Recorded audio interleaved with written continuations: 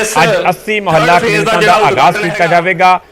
सूबे की जनता को समर्पित किए जाएंगे। इस तो पहला 500 मुहल्ला क्लिनिक जिहड़े कि लोगों को समर्पित किए जा चुके हैं, जिथे कि फ्री टेस्ट भी हो रहे हैं, फ्री दे विच दवाइयां मुहैया करवाइयां जा रही हैं। अज इन्हां दे विच होर इजाफा सरकार के वल्लों किया जा रहा है। फ्लैक्स भी लगा है जिथे कि अज लिखा हुआ है कि 580 जिहड़े कुल मुहल्ला क्लिनिक अज इस दे नाल ही हो जाएंगे। 80 नवे मुहल्ला क्लिनिक अज मुख्यमंत्री भगवंत मान ते अरविंद केजरीवाल के वल्लों जनता को समर्पित किए जाएंगे। तस्वीरां तुहानूं विखा रहे हैं। मुख्यमंत्री भगवंत मान ते अरविंद केजरीवाल जिहड़े पहुंच चुके हैं। नाल ही आम आदमी पार्टी के जिहड़े राज्य सभा मैंबर ने राघव चड्डा वो भी तस्वीरों के नजर आ रहे हैं। सेहत मंत्री डॉक्टर बलबीर सिंह भी जिहड़े बैठे हुए नजर आ रहे हैं। थोड़ी देर दे विच 80 मुहल्ला क्लिनिक अज सूबे की जनता नूं समर्पित किए जाएंगे, क्योंकि मुहल्ला क्लिनिकां का जेकर जिक्र किया जाए तो चोणां तो पहला 15 अगस्त नूं शुरू आम आदमी पार्टी के वल्लों वड्डी गारंटी दी गई सी कि जिवें सरकार बनी तो मुहल्ला क्लिनिक जिहड़े कि लोकां नूं समर्पित किए जाएंगे। उस तो बाद पड़ाਅ दर पड़ाਅ इसका जिहड़ा कि शुरुआत की जाती है। हुण तक जिहड़े 500 मुहल्ला क्लिनिक है पंजाब दी वख-वख जिल੍ਹਿਆਂ ਦੇ ਵਿੱਚ जगहों ते चल रहे हैं। अज 80 होर मुहल्ला क्लिनिक जिहड़े लोकां नूं समर्पित किए जाएंगे, जिस नाल मिला के कुल 580 मुहल्ला क्लिनिक हो जाएंगे, जिथे कि मुफ्त दवाइयां मिलदियां ने, मुफ्त दे विच टेस्ट भी जिहड़े मरीजां दे कीते जांदे ने। साडे सेहत मंत्री सरदार बलवीर सिंह जी, इस तो इलावा श्री अशोक प्राशर पप्पी जी मानयोग हल्का MLA, VP Singh ji additional chief secretary, Avneet Trikha ji principal secretary ਅਤੇ श्री विजय कुमार जंजूआ जी मानयोग मुख ਸਕੱਤਰ ਸਾਹਿਬ, ਉਹ ਅੱਜ ਇਸ ਮੰਚ ਤੇ ਬਿਰਾਜਮਾਨ ਨੇ। ਇਸ ਸਮਾਗਮ ਦਾ ਉਹਨਾਂ ਵੱਲੋਂ ਉਦਘਾਟਨ ਕੀਤਾ ਗਿਆ ਹੈ।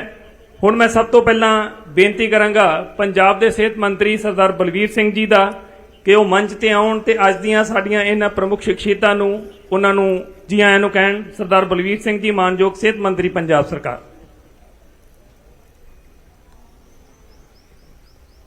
बहुत ही सत्कारयोग साडे रहनुमा जिन्हां ने सानू ये ज्ञान दिता और सानू ये मौका दिता कि असी लोगों की सेवा कर सकीए। श्री अरविंद केजरीवाल जी दिल्ली के मुख्य मंत्री, पंजाब के लोगों की दिलों की धड़कन भगवंत मान जी थोड़े हरमन प्यारे मुख्य मंत्री जिहड़े दिन रात एक कर रहे हैं थोड़े वास्ते, राघव चड्डा जी यंग डायनामिक लीडर जिन्हों ने पंजाब के सारे मुद्दे राज्य सभा दे विच साडी आवाज़ हिंदुस्तान की सब तो वड्डी पंचायत में पहुँचाते हैं। संजीव अरोड़ा जी जो कि पैशनेट है अबाउट स्पैशली मैडिकल सर्विसेज बारे, और साडे जिन्ने भी अफसर साहबान है, विजय जंजुआ जी, वेनू प्रसाद जी, VP सिंह जी और अभिनव त्रिखा जी और जिला प्रशासन और सारे पतवंते मैंबरस ऑफ द मीडिया, मैं ਤੁਹਾਡਾ ਸਾਰਿਆਂ ਦਾ ਧੰਨਵਾਦ ਕਰਦਾ ਕਿ ਸਾਡੇ ਵਾਸਤੇ ਪੰਜਾਬ ਵਾਸਤੇ ਇੱਕ ਹੋਰ ਲੈਂਡਮਾਰਕ ਡੇ, ਇੱਕ ਮਾਈਲਸਟੋਨ ਡੇ। ਅਰਵਿੰਦ ਕੇਜਰੀਵਾਲ ਜੀ ਜਦੋਂ ਅੰਮ੍ਰਿਤਸਰ ਆਏ ਸੀ ਗੁਰੂ ਨਗਰੀ ਵਿੱਚ, ਜਦੋਂ 400 ਕਲੀਨਿਕ ਉਹਨਾਂ ਨੇ ਡੈਡੀਕੇਟ ਕੀਤੇ ਸੀ, ਸਰ ਤੁਸੀਂ ਕਿਹਾ ਸੀ ਕਿ ਮੈਂ ਇੱਕ ਗਰੰਟੀ ਹੋਰ ਦੇ ਰਿਹਾ ਕਿ ਜਿੰਨੀਆਂ ਮੈਂ ਪੰਜਾਬ ਵਾਸਤੇ ਗਰੰਟੀਆਂ ਦਿੱਤੀਆਂ ਸੀਗੀਆਂ ਇੱਕ ਇੱਕ ਪੂਰੀ ਕਰਾਂਗਾ, ਤੇ ਅੱਜ ਉਹ ਇੱਕ ਹੋਰ ਉਹਦੀ ਇੱਕ ਕੜੀ ਪੂਰੀ ਕਰਨ ਆਏ ਆ। ਸਰ ਬਹੁਤ ਬਹੁਤ ਧੰਨਵਾਦ ਤੁਹਾਡਾ। ਸਰ ਇਹ ਬਹੁਤ ਹੀ ਇੱਕ ਅੱਛਾ ਪ੍ਰਭਾਵ ਲੋਕਾਂ ਦੇ ਵਿੱਚ ਜਾ ਰਿਹਾ ਜੀ। आम आदमी क्लिनिक की सर डिमांड इन्नी है कि असी 580 खोले है तो 500 लोगों दी एप्लीकेशन मेरे को पेंडिंग है, और बहुत सारे NRI कह रहे हैं कि असी बिल्डिंग भी बना देंगे, साढ़े पिंड भी मुहल्ला क्लिनिक शुरू करो। सर पिछे जे तुसी जदों पटियाले आए सी 1 महीना पहला, तुसी CM दी योगशाला जो मान साहब का एक बहुत ही एक नवेकला एक नवा जिहड़ा आपां लोकां दे विचों पहला नहीं पता सी उन्होंने, जो साडी अपनी साइंस सी जिहड़ी योगा उहनूं भुल चुके सी लोग, ਉਹਦਾ 40 ਤੋਂ ਸ਼ੁਰੂ ਕੀਤਾ ਸੀਗਾ, 106 ਹੋ ਗਏ। ਸਰ ਅਸੀਂ 5 ਸ਼ਹਿਰਾਂ ਦੇ ਵਿੱਚ ਪਾਇਲਟ ਪ੍ਰੋਜੈਕਟ ਸ਼ੁਰੂ ਕੀਤਾ ਸੀਗਾ, ਹੁਣ ਸਾਰੇ ਪੰਜਾਬ ਦੇ ਵਿੱਚੋਂ ਡਿਮਾਂਡ ਆ ਰਹੀ ਹੈ। ਸਰ ਮੈਂ ਤੁਹਾਨੂੰ ਇੱਕ ਬੰਦਾ ਵਿਚਾਰਾ ਪਿੰਡ ਦਾ ਭੋਲਾ ਜਿਹਾ ਸੀਗਾ ਜੀ, ਕਹਿੰਦਾ ਤੁਸੀਂ ਜਿਹੜੀਆਂ ਗੱਲਾਂ ਕਰਦੇ ਹੋ ਜੀ ਕਿ ਇਹ ਪ੍ਰਾਇਮਰੀ ਹੈਲਥ ਕੇਅਰ ਹੈ, ਇਹਦੇ ਵਿੱਚ ਆਮ ਆਦਮੀ ਕਲੀਨਿਕ ਆਏਗਾ ਤੇ ਇਹ ਜਿਹੜਾ ਨਾਲ CM ਦੀ ਯੋਗਸ਼ਾਲਾ, ਕਹਿੰਦੇ ਜੀ ਜਿਹੜਾ ਅਰਵਿੰਦ ਤੇ Bhagwant Mann model of health care ਹੈ ਸਾਨੂੰ ਵੀ ਦੇ ਦਿਓ ਜੀ ਇਹ। So people call it Arvind and Bhagwant Mann model of health care, ਜਿਹਦੇ ਵਿੱਚ 90% ਬਿਮਾਰੀਆਂ ਦਾ ਇਲਾਜ ਉਹਨਾਂ ਦੇ ਮਹੱਲੇ 'ਚ ਹੋਣਾ। ਉਹਨਾਂ ਨੇ ਕਿਤੇ ਜਾਣਾ ਨਹੀਂ, ਉਹਨਾਂ ਦੇ ਪੈਸੇ ਬਚਦੇ ਆ, ਟਾਈਮ ਬਚਦਾ ਔਰ ਖੱਜਲ ਖੁਆਰੀ ਨਹੀਂ ਹੁੰਦੀ। ਔਰ ਇਹਦੇ ਵਿੱਚ ਸਰ ਜਿਹੜੇ ਅਸੀਂ ਬਣਾਏ ਆ, ਇਹਦੇ ਵਿੱਚ 580 ਡਾਕਟਰਾਂ ਨੂੰ ਰੁਜ਼ਗਾਰ ਮਿਲਿਆ ਜੀ, 1200 ਪੈਰਾਮੈਡਿਕਸ ਔਰ 1200 ਤੋਂ ਜ਼ਿਆਦਾ ਜਿਹੜੇ ਦੂਜੇ ਡਾਇਰੈਕਟਲੀ ਜਿਹੜੇ ਸਾਡੇ ਜਿਹੜੇ ਮਤਲਬ ਉਹਦੇ ਸਪੋਰਟਿੰਗ ਸਟਾਫ ਹੈ, ਲੋਕ ਇੰਪਲੋਇਮੈਂਟ ਵੀ ਜਨਰੇਟ ਹੋ ਰਹੀ ਆ, ਲੋਕਾਂ ਨੂੰ ਸਿਹਤ ਸਹੂਲਤਾਂ ਮਿਲ ਰਹੀਆਂ। ਸਰ ਲੋਕ ਤੁਹਾਡਾ ਦਿਲੋਂ ਤਹਿ ਦਿਲੋਂ ਧੰਨਵਾਦ ਕਰਦੇ ਆ ਜੀ, ਤੇ ਮੈਂ ਵੀ ਤੁਹਾਡਾ ਧੰਨਵਾਦ ਕਰਦਾ ਕਿ ਤੁਸੀਂ ਮੈਨੂੰ ਇਹ ਮੌਕਾ ਦਿੱਤਾ ਸਰ। ਸੋ ਮੈਂ ਇਹਨਾਂ ਸ਼ਬਦਾਂ ਦੇ ਨਾਲ ਜਿਹੜਾ ਤੁਹਾਡਾ ਉਹ ਵਾਅਦਾ ਹੈਗਾ ਸਰ, ਜਿਹੜਾ ਤੁਸੀਂ ਕੀਤਾ ਕਿ ਇੱਕ ਗਰੰਟੀ ਪੂਰੀ ਕਰਨੀ ਆ।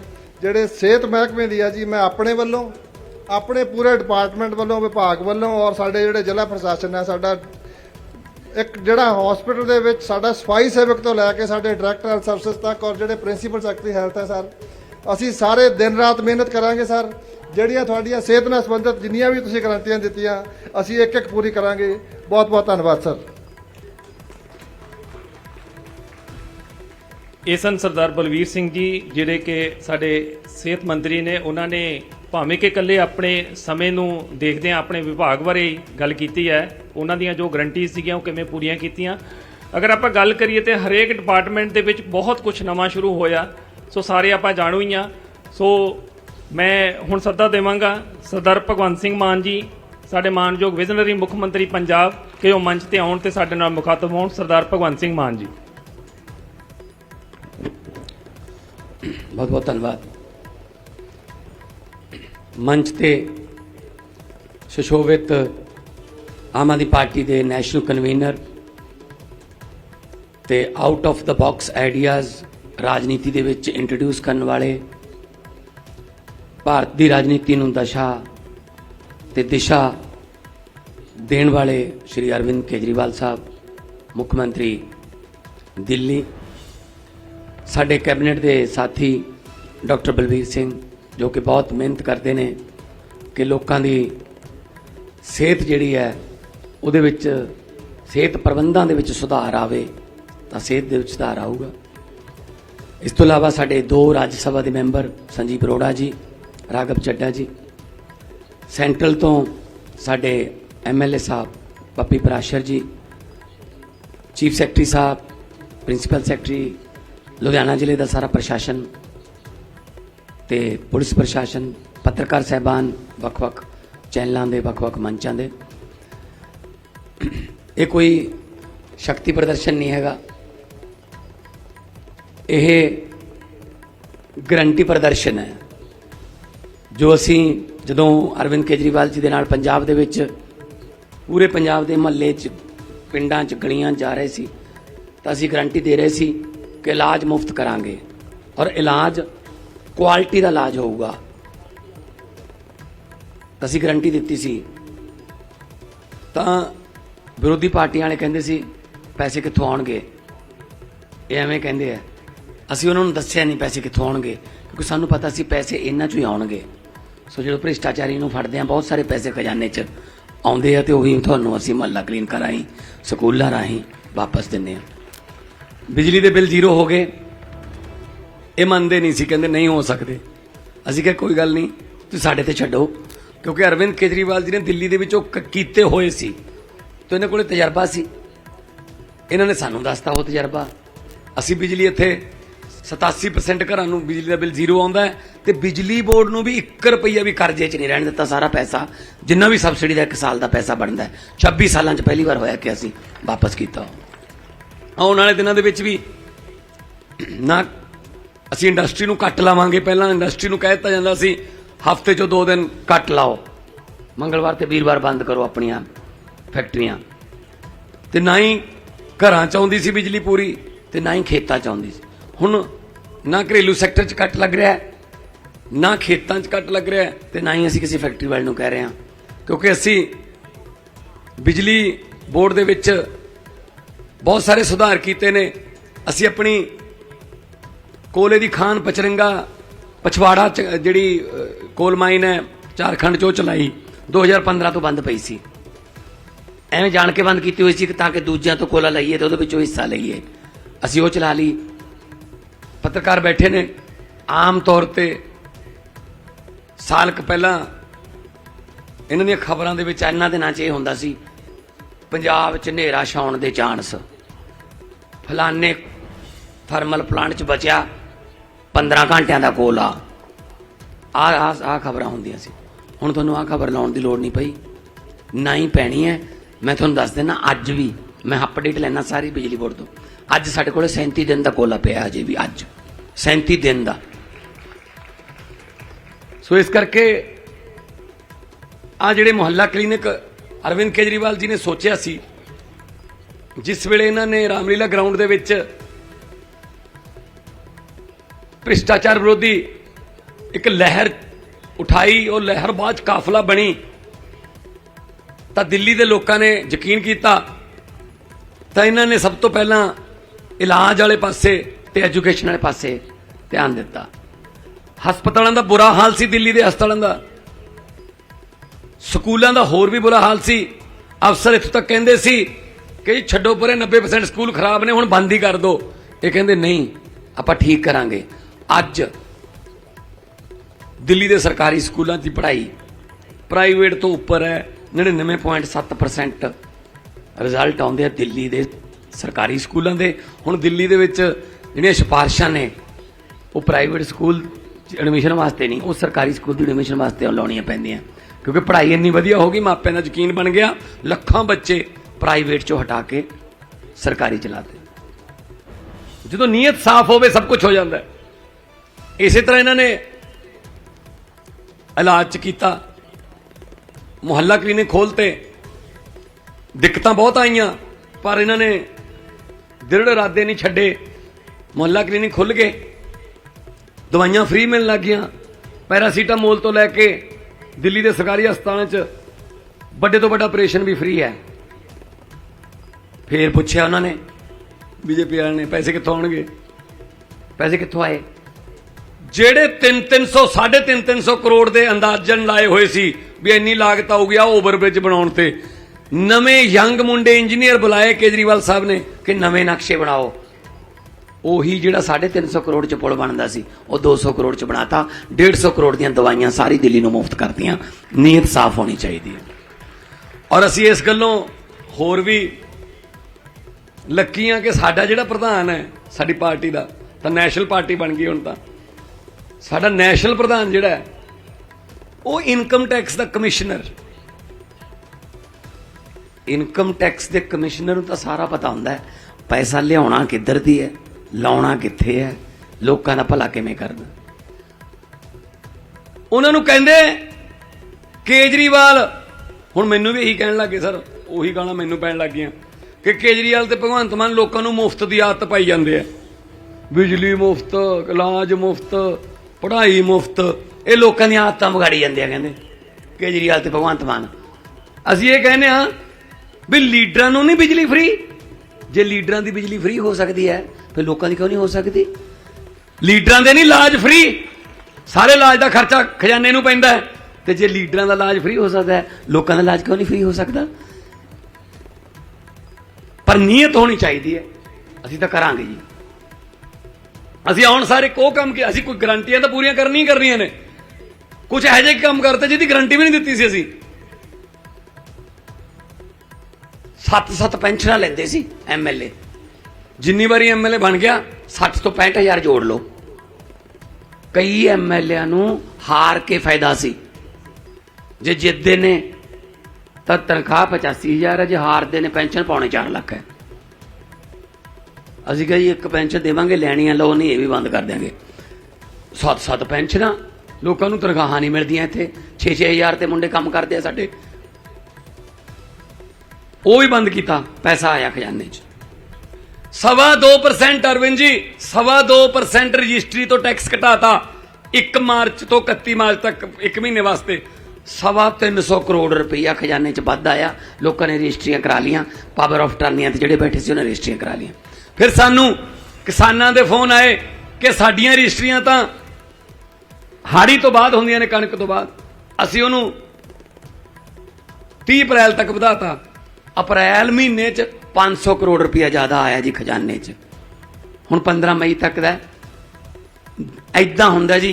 ਪੈਸੇ ਤਾਂ ਦੇਖੋ, ਅਸੀਂ ਕੋਈ ਸਰਕਾਰਾਂ ਕੋਲ ਕੋਈ ਨੋਟ ਛਾਪਣ ਵਾਲੀਆਂ ਮਸ਼ੀਨਾਂ ਨਹੀਂ ਹੁੰਦੀਆਂ, ਪਰ ਪੈਸਾ ਲੋਕਾਂ ਨੇ ਦੇਣਾ ਹੁੰਦਾ, ਉਹਨੂੰ ਮੈਨੇਜ ਕਰਨਾ, ਉਹ ਪੈਸੇ ਨੂੰ ਅੱਛੇ ਤਰੀਕੇ ਨਾਲ ਲੀਕੇਜ ਬੰਦ ਕਰਕੇ ਲੋਕਾਂ ਲਈ ਵਰਤਣਾ, ਇਹਨੂੰ ਸਰਕਾਰ ਕਹਿੰਦੇ ਆ। ਹੋਰ ਕੀ ਹੁੰਦਾ ਸਰਕਾਰ? ਅਸੀਂ ਨਾ ਕਦੇ ਕਹਿਤਾ, 13 ਮਹੀਨੇ ਹੋ ਗਏ ਸਰਕਾਰ, ਅਸੀਂ ਨਾ ਕਦੇ ਕਹਿਤਾ ਕਿ ਖਜ਼ਾਨਾ ਖਾਲੀ ਹੈ। ਇਹ ਜਿੱਤਣ ਸਾਰ ਖਜ਼ਾਨਾ ਖਾਲੀ, ਖਜ਼ਾਨਾ ਖਾਲੀ। ਜੇ ਹੁਣ ਖਾਲੀ ਹੈ ਉਹਨੂੰ ਖਜ਼ਾਨਾ ਕਿਉਂ ਕਹਿੰਦੇ ਹੋ? ਪੀਪਾ ਕਿਹਾ ਕਰੋ ਫਿਰ ਉਹਨੂੰ। ਖਜ਼ਾਨਾ ਤਾਂ ਹੁੰਦਾ ਨਾ ਕੁਝ ਹੋਵੇ, ਉਹ 'ਚ ਨੀਅਤ ਸਾਫ਼ ਹੋਵੇ, ਸਭ ਕੁਝ ਹੋ ਜਾਂਦਾ ਹੈ। ਅਸੀਂ 15-15 हज़ार रुपया फसल के खराबे का 20 दिनों के दिता जी। ये कहते सी इन्ना हो नहीं सकता, असं क्या होगा। सो ये आ ਜਿਹੜੇ ਭ੍ਰਿਸ਼ਟਾਚਾਰੀ ने उन्होंने फड़ना शुरू सिलसिला किया होया। दरख्त वढाउण दे भी पैसे, फिर वो ਵੱਡੇ ਹੋਏ ਦਰਖਤਾਂ ਦੀ ਥਾਂ ਤੇ ਨਵੇਂ ਲਾਉਣ ਦੇ ਵੀ ਪੈਸੇ। ਐਦਾਂ ਖਾਦਾ ਪੰਜਾਬ ਇਹਨਾਂ ਨੇ। ਇੱਕ ਫੜਿਆ ਇੰਡਸਟਰੀ ਮਿਨਿਸਟਰ ਹੁਸ਼ਿਆਰਪੁਰ ਵਾਲਾ, ਉਹਦੇ ਚਲੋ ਸ਼ਾਪਿੰਗ ਮਾਲ ਮੈਰਿਜ ਪੈਲਸ ਤਾਂ ਹੈਗਾ ਹੀ ਹੈ। ਜਦੋਂ ਭ੍ਰਿਸ਼ਟਾਚਾਰ ਦੀ ਕਮਾਈ ਸੀ, ਘਰ ਦੀ ਤਲਾਸ਼ੀ ਲਈ 10-10 ਲੱਖ ਦਾ ਸੋਫਾ, 15-15 ਲੱਖ ਦੀਆਂ ਟੂਟੀਆਂ ਬਾਥਰੂਮ 'ਚ, ਪੱਖੇ ਮਹਿੰਗੇ, ਸ਼ੈਂਡਲੀਅਰ ਚਲੋ ਹੋਣਗੇ ਕਿਉਂਕਿ ਪੈਸਾ ਲੁੱਟਿਆ। ਇੱਕ ਚੀਜ਼ ਇਹੋ ਜਿਹੀ ਮਿਲੀ ਜਿਹਨੂੰ ਦੇਖ ਕੇ ਜਾਂ ਜਿਹਦੇ ਬਾਰੇ ਸੁਣ ਕੇ ਬਹੁਤ ਦੁੱਖ ਹੁੰਦਾ। ਨੋਟ ਗਿਣਨ ਵਾਲੀ ਮਸ਼ੀਨ ਮਿਲੀ ਜੀ ਉਹਨਾਂ ਦੇ ਘਰੋਂ। ਮੈਨੂੰ ਤੁਸੀਂ ਦੱਸ ਦਿਓ, ਆ ਬੈਠੇ ਆ ਲੋਕ ਮੇਰੇ ਸਾਹਮਣੇ, ਪੰਜਾਬ ਦੇ ਲੱਖਾਂ ਲੋਕ ਸੁਣਦੇ ਹੋਣਗੇ ਟੀਵੀ ਦੇ ਮਾਧਿਅਮ ਰਾਹੀਂ, ਤੁਹਾਡੇ ਕਿਸੇ ਦੇ ਘਰੇ ਨੋਟ ਗਿਣਨ ਵਾਲੀ ਮਸ਼ੀਨ ਹੈਗੀ ਹੈ? ਜੇ ਨੋਟ ਹੀ ਹੈ ਨਹੀਂ, ਨੋਟ ਮਸ਼ੀਨ ਕੀ ਕਰਨੀ ਆਪਾਂ? ਘਰਾਂ 'ਚ ਨੋਟ ਗਿਣਨ ਵਾਲੀ ਮਸ਼ੀਨ ਕਿਉਂ ਆਊਗੀ ਫਿਰ? ਇਹ ਬੈਂਕ 'ਚ ਹੁੰਦੀ ਹੈ। ਇਹਦਾ ਮਤਲਬ ਤਾਂ ਸਿੱਧਾ ਹੀ ਸਬੂਤ ਹੈ ਕਿ ਉਹ ਇੰਨੇ ਪੈਸੇ ਲੈ ਕੇ ਆਉਂਦਾ ਸੀ ਇੱਕ ਦਿਨ 'ਚ ਕਿ ਉਹਦਾ ਟੱਬਰ ਵੀ ਜਵਾਬ ਦੇ ਗਿਆ ਵੀ ਸਾਥੋਂ ਨਹੀਂ ਗਿਣੇ ਜਾਂਦੇ, ਮਸ਼ੀਨ ਮੰਗਾ ਲਾ ਆਪਣੇ ਸਾਥ। ਕਿੱਥੇ ਲੈ ਗਿਆ ਫਿਰ ਉਹ? ਕਿੱਥੇ ਲੈ ਗਿਆ ਉਹ ਵੱਡੇ ਵੱਡੇ ਡਰਾਇੰਗ ਰੂਮ? ਕਿੰਨੀ ਜਗ੍ਹਾ ਤੇ ਰਹਿੰਦਾ? ਇੰਨੀ ਕੁ ਜਗ੍ਹਾ 'ਚ ਰਹਿੰਦਾ, ਜੇਲ੍ਹ 'ਚ। ਬਸ ਐਵੇਂ ਇੱਕ ਸਿਕਨੈਸ ਹੋ ਜਾਂਦੀ ਹੈ, ਮਾਨਸਿਕ ਸਿਕਨੈਸ। ਲੋਕਾਂ ਦੇ ਪੈਸੇ ਖਾਣੇ ਨੇ, ਗਰੀਬਾਂ ਦਾ ਹੱਕ ਮਾਰਨਾ, ਉਹ ਅਸੀਂ ਨਹੀਂ ਮਾਰਨ ਦੇਣਾ।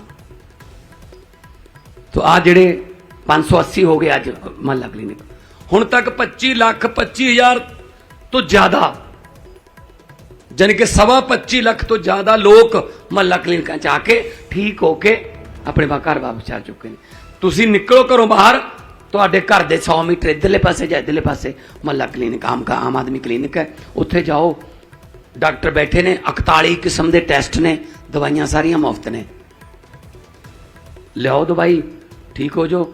ਸਰਕਾਰੀ ਹਸਪਤਾਲਾਂ ਦੀਆਂ ਲਾਈਨਾਂ 'ਚ ਲੱਗਣ ਦੀ ਲੋੜ ਹੀ ਨਹੀਂ ਪੈਣੀ। ਇਹ ਸਾਡੀ ਗਾਰੰਟੀ ਅਸੀਂ ਪੂਰੀ ਕਰ ਰਹੇ ਹਾਂ ਹਰ ਰੋਜ਼। 29,000 ਨੌਕਰੀਆਂ ਦੇਤੀਆਂ, ਔਰ ਨਾਲ ਨਾਲ ਨੌਕਰੀਆਂ ਤਾਂ ਜਿਹੜੇ ਦਿੱਤੇ ਨੇ ਨੌਕਰੀ ਨਿਯੁਕਤੀ ਪੱਤਰ, ਉਹ ਸਿੱਧੇ ਆਫਿਸ 'ਚ ਗਏ ਨੇ, ਕਚਹਿਰੀਆਂ 'ਚ ਨਹੀਂ ਗਏ। ਕੋਰਟਾਂ ਦੇ ਚੱਕਰ ਨਹੀਂ ਖਾਂਦੇ। ਉਹ ਕੋਰਟਾਂ ਵਾਲਾ ਝਗੜਾ ਸਾਰਾ ਅਸੀਂ ਪਹਿਲਾਂ ਕਲੀਅਰ ਕਰਦੇ ਹਾਂ। ਇਸੇ ਕਰਕੇ ਅਸੀਂ ਕਦੇ 137 ਨੂੰ ਨੌਕਰੀ ਦਿੰਦੇ ਹਾਂ, ਕਦੇ 642 ਨੂੰ, ਕਦੇ 532 ਨੂੰ, ਕਿ ਜਿੰਨੇ ਕਲੀਅਰ ਹੋਈ ਜਾਂਦੀ ਹੈ ਕੋਰਟ ਵੱਲੋਂ, ਲੀਗਲੀ ਰਸਤੇ ਕਲੀਅਰ ਹੋ ਜਾਂਦੇ ਆ, ਉਹਨਾਂ ਨੂੰ ਨੌਕਰੀਆਂ ਦੇਈ ਜਾਓ। ਜੇ ਮੈਂ ਹੁਣ ਅੱਜ ਕਹਿ ਦਾਂ ਚਲੋ ਜੀ 10,000 ਨੌਕਰੀਆਂ ਹੋਰ ਦਿਓ, ਬੱਲੇ ਬੱਲੇ ਹੋ ਜਾਊਗੀ ਜੀ, ਟੀਵੀ ਦੀ ਬ੍ਰੇਕਿੰਗ ਨਿਊਜ਼ ਆ ਜਾਊਗੀ ਜੀ, ਪਰ ਕੱਲ ਨੂੰ 10,000 ਜਿਹੜਾ ਹੈ ਉਹ ਦਫ਼ਤਰ ਨਹੀਂ ਜਾਊਗਾ, ਕੋਰਟ ਜਾਣਾ ਪੈਣਾ। ਕਿਸੇ ਨੇ PIL ਪਾ ਦੇਣੀ ਹੈ ਵੀ ਇਹਦਾ ਨੌਕਰੀਆਂ ਗਲਤ ਦਿੱਤੀਆਂ ਨੇ। ਸੋ ਅਸੀਂ ਪਹਿਲੇ ਹੀ ਰਸਤੇ ਸਾਫ਼ ਕਰੀਏ ਉਹਨਾਂ ਦੇ। ਨੌਜਵਾਨ ਉਹਨਾਂ ਨੇ ਬਥੇਰੇ ਧੱਕੇ ਖਾ ਲਏ ਤੋਂ ਪਹਿਲਾਂ। ਸੋ ਨੌਕਰੀਆਂ ਦੇ 29,000 ਨੌਕਰੀਆਂ ਹੋ ਗਈਆਂ ਪਹਿਲੇ ਸਾਲ। ਇਹ ਆਖਰੀ ਸਾਲ ਵੀ ਨਹੀਂ ਹੁੰਦੇ ਇੰਨੀਆਂ। ਸੋ ਇਸ ਕਰਕੇ ਤੁਹਾਡੇ ਸਾਹਮਣੇ ਅਸੀਂ ਬੈਠੇ ਹਾਂ। ਸਾਡੇ ਸੁਪਰੀਮੋ ਅਰਵਿੰਦ ਕੇਜਰੀਵਾਲ ਜੀ, ਉਹ ਹਰ ਵਕਤ ਉਹਨਾਂ ਨੂੰ ਚਿੰਤਾ ਜਿਹੜੀ ਹੈ ਉਹ ਪਬਲਿਕ ਦੇ ਸਹੂਲਤਾਂ ਦੀ ਹੁੰਦੀ ਹੈ। ਦਿੱਲੀ 'ਚ ਕੰਮ ਨਹੀਂ ਕਰਨ ਦਿੰਦੇ ਇਹਨਾਂ ਨੂੰ। ਬਹੁਤ ਸਾਰੀਆਂ ਸਰਵਿਸਿਜ਼ ਡੋਰ ਟੂ ਡੋਰ ਹੈ, LG ਬੰਦ ਕਰ ਦਿੰਦਾ ਹੈ। ਤੁਸੀਂ ਸਮਝ ਲਓ ਵੀ ਜੇ LG ਕਿਸੇ ਕੰਮ ਨੂੰ ਰੋਕਦਾ, ਕੇਜਰੀਵਾਲ ਸਾਹਿਬ ਦੇ ਕਿਸੇ ਕੰਮ ਨੂੰ LG ਰੋਕਦਾ, ਇਹਦਾ ਮਤਲਬ ਉਹ ਪਬਲਿਕ ਦੇ ਹੱਕ ਦਾ ਕੰਮ ਸੀ, ਉਹ ਨਹੀਂ ਹੋਣ ਦਿੰਦੇ ਉਹ। ਸੋ ਜੋ ਮਰਜ਼ੀ ਕਰ ਲੈਣ, ਹਮ वो पत्ते नहीं जो शाख से गिरकर टूट जाएंगे, हम वो पत्ते नहीं जो शाख से गिरकर टूट जाएंगे, आंधियों को कहो अपनी औकात में रहे। ਅਸੀਂ ਕੋਈ ਪੋਲੀਟੀਕਲ ਬੈਕਗਰਾਉਂਡ ਚੋਂ ਨਹੀਂ ਆਏ। ਅਸੀਂ ਆਮ ਘਰਾਂ ਦੇ ਧੀਆਂ ਪੁੱਤਾਂ। ਮੈਂ ਮਹਿੰਦਰ ਮਾਸਟਰ ਦਾ ਮੁੰਡਾ, ਮੈਂ ਇੱਕ ਸਾਇੰਸ ਮਾਸਟਰ ਦਾ ਮੁੰਡਾ, ਆਰਟਿਸਟ ਸੀ, ਫੇਮਸ ਸੀ। ਮੈਂ ਕਦੇ ਜ਼ਿੰਦਗੀ ਨਹੀਂ ਸੋਚਿਆ ਸੀ ਕਿ ਪੰਜਾਬ ਦੇ ਮੁੱਖ ਮੰਤਰੀ ਦੇ ਤੌਰ ਤੇ ਮੈਨੂੰ ਮੌਕਾ ਮਿਲੂਗਾ। ਅਰਵਿੰਦ ਕੇਜਰੀਵਾਲ ਜੀ ਨੇ ਮੇਰੇ ਤੇ ਯਕੀਨ ਕੀਤਾ ਤਾਂ ਮੈਂ ਉਹਨਾਂ ਦਾ, ਮੇਰਾ ਫਰਜ਼ ਬਣਦਾ ਮੈਂ ਉਹਨਾਂ ਦਾ ਯਕੀਨ ਤੇ ਪੂਰਾ ਉਤਰਾਂ ਕਿ ਜੋ ਸੋਚਿਆ ਪਾਰਟੀ ਨੇ, ਜੋ ਪਾਰਟੀ ਦੀ ਆਈਡੀਓਲੋਜੀ, ਉਹਨੂੰ ਮੈਂ ਪਹੁੰਚਾਵਾਂ ਕਰ। ਨਹੀਂ ਤਾਂ ਇੱਥੇ ਬੈਠੇ ਨੇ, ਮਿਲਦੇ ਰਹਿੰਦੇ ਨੇ ਰੋਜ਼। 3 ਪੀੜ੍ਹੀਆਂ ਹੋ ਗਈਆਂ, ਬਲਾਕ ਸਮਿਤੀ ਦਾ ਵੀ ਚੇਅਰਮੈਨ ਨਹੀਂ ਬਣਾਇਆ। ਆਪਦੇ ਹੀ ਨਹੀਂ ਮੁੱਕਦੇ ਘਰ ਦੇ, ਚਾਚੇ ਤਾਏ ਭਾਈ ਭਤੀਜੇ ਸਾਲੇ ਜੀਜੇ ਸਭ ਇਕੱਠੇ। ਆਮ ਲੋਕਾਂ ਦੀ ਵਾਰੀ ਹੀ ਨਹੀਂ ਆਉਂਦੀ। ਸਾਡੇ ਆਮ ਬੰਦੇ ਜਿਹੜੇ ਨੇ ਉਹ MLA ਨੇ, ਮੰਤਰੀ ਨੇ, ਇਹ ਕਹਿੰਦੇ ਭਗਵੰਤ ਮਾਨ ਨੂੰ ਤਜਰਬਾ ਨਹੀਂ ਹੈਗਾ। ਕੈਪਟਨ ਸਾਹਿਬ ਕਹਿੰਦੇ ਭਗਵੰਤ ਮਾਨ ਨੂੰ ਤਜਰਬਾ ਨਹੀਂ ਹੈਗਾ। ਮੈਂ ਕੈਪਟਨ ਸਾਹਿਬ, ਲੋਕ ਦੁਖੀ ਹੋ ਤਜਰਬੇਕਾਰਾਂ ਤੋਂ ਨੇ, ਤੁਹਾਡੇ ਤੋਂ ਦੁਖੀ ਨੇ ਲੋਕ। ਇਹਨਾਂ ਨੇ ਕੀ ਕੀਤਾ? ਮੁੱਖ ਮੰਤਰੀ ਬਣੇ, ਵੱਡੇ ਮਹਿਲ ਨੇ, ਉੱਚੀਆਂ ਕੰਧਾਂ ਨੇ, ਵੱਡੇ ਗੇਟ ਨੇ, ਅੰਦਰੋਂ ਦਰਵਾਜ਼ੇ ਬੰਦ ਕਰ ਲਏ, ਕੁੰਡੇ ਲਾ ਲਏ ਵੀ ਆਮ ਲੋਕਾਂ ਨੂੰ ਮਿਲ ਨਾ ਦਿਓ। ਪਰ ਉਹਨਾਂ ਨੂੰ ਇਹ ਨਹੀਂ ਪਤਾ ਲੱਗਿਆ ਕਿ ਲੋਕਾਂ ਨੇ ਬਾਹਰੋਂ ਕੁੰਡੇ ਬੰਦ ਕਰਤੇ ਵੀ ਹੁਣ ਇੱਥੇ ਹੀ ਰਹੋ, ਹੁਣ ਬਾਹਰ ਨਾ ਨਿਕਲਿਓ। ਉਹ ਬੈਠੇ ਨੇ ਆਪਣੇ ਆਪਣੇ ਘਰਾਂ 'ਚ ਸਾਰੇ। ਸੋ ਜੇ ਮੈਨੂੰ ਪੱਤਰਕਾਰਾਂ ਨੇ ਪੁੱਛਿਆ, ਕਹਿੰਦੇ ਵੀ ਮੁੱਖ ਮੰਤਰੀ ਦੀ ਕੁਰਸੀ ਤੇ ਬਹਿ ਕੇ ਵੱਡੇ ਵੱਡੇ ਦਿਮਾਗ ਖਰਾਬ ਹੋ ਜਾਂਦੇ ਆ, ਤੁਹਾਡਾ ਦਿਮਾਗ ਕਿਉਂ ਨਹੀਂ ਖਰਾਬ ਹੋਇਆ? ਮੈਂ ਕਿਹਾ ਜੀ ਫਰਕ ਇੰਨਾ ਕੁ ਹੈ, ਉਹ ਮੁੱਖ ਮੰਤਰੀ ਦੀ ਕੁਰਸੀ ਤੇ ਬਹਿ ਕੇ ਮਸ਼ਹੂਰ ਹੁੰਦੇ ਆ, ਮੈਂ ਮਸ਼ਹੂਰ ਹੋ ਕੇ ਕੁਰਸੀ ਤੇ ਬੈਠਾ।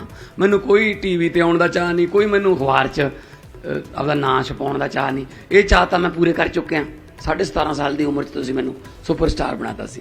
ਹੁਣ ਤਾਂ ਇੱਕੋ ਹੀ ਚਾਅ ਹੈ ਕਿ ਲੋਕਾਂ ਦਾ ਜੀਵਨ ਪੱਧਰ ਉੱਚਾ ਕਿਵੇਂ ਚੱਕੀਏ, ਪੰਜਾਬ ਨੂੰ ਦੁਬਾਰੇ ਪੰਜਾਬ ਕਿਵੇਂ ਬਣਾਈਏ, ਰੰਗਲਾ ਪੰਜਾਬ ਕਿਵੇਂ ਬਣਾਈਏ। ਮੈਂ ਜਾਂ ਮੇਰੇ ਕਿਸੇ ਰਿਸ਼ਤੇਦਾਰ ਨੇ ਜਾਂ ਮੇਰੇ ਕਿਸੇ ਦੋਸਤ ਨੇ ਕੋਈ ਮਾਫੀਆ 'ਚ ਹਿੱਸਾ ਨਹੀਂ ਪਾਉਣਾ, ਬੱਸ ਮਾਫੀਆ 'ਚ ਹਿੱਸਾ ਨਹੀਂ ਪਾਉਣਾ, ਰੇਤ ਮਾਫੀਆ 'ਚ ਹਿੱਸਾ ਨਹੀਂ ਪਾਉਣਾ, ਕਿਸੇ ਢਾਬਿਆਂ 'ਚ ਹਿੱਸਾ ਨਹੀਂ ਪਾਉਣਾ। ਹਿੱਸਾ ਪਾਉਣਾ ਤਾਂ 3.5 ਕਰੋੜ ਪੰਜਾਬੀਆਂ ਦੇ ਦੁੱਖਾਂ 'ਚ ਹਿੱਸਾ ਪਾਉਣਾ ਹੈ। ਉਹਨਾਂ ਦੇ ਦੁੱਖ ਵੰਡਾਉਣੇ ਨੇ। ਜਿੱਥੇ ਰੋਜ਼ਗਾਰ ਨਹੀਂ ਰੋਜ਼ਗਾਰ ਦੇਣਾ ਹੈ, ਜਿੱਥੇ ਸੜਕਾਂ ਨਹੀਂ ਉੱਥੇ ਸੜਕਾਂ ਦੇਣੀਆਂ, ਜਿੱਥੇ ਸਕੂਲ ਹੈ ਨਹੀਂ ਉੱਥੇ ਸਕੂਲ ਦੇਣੇ। ਕੇਜਰੀਵਾਲ ਸਾਹਿਬ, ਇੱਕ ਬਹੁਤ ਖੁਸ਼ੀ ਦੀ ਗੱਲ ਦੱਸਦੇ ਹਾਂ। 3-4 ਦਿਨ ਪਹਿਲਾਂ ਸਾਡਾ 8ਵੀਂ ਕਲਾਸ ਦਾ ਰਿਜ਼ਲਟ ਆਇਆ ਪੰਜਾਬ ਸਕੂਲ ਐਜੂਕੇਸ਼ਨ ਬੋਰਡ ਦਾ। ਬਹੁਤ ਸਾਰੇ ਪ੍ਰਾਈਵੇਟ ਸਕੂਲ ਵੀ ਨੇ ਉਹਦੇ ਅੰਡਰ, ਸਰਕਾਰੀ ਵੀ ਨੇ। 2 ਬੱਚੀਆਂ ਫਸਟ ਆਈਆਂ ਪੰਜਾਬ 'ਚੋਂ।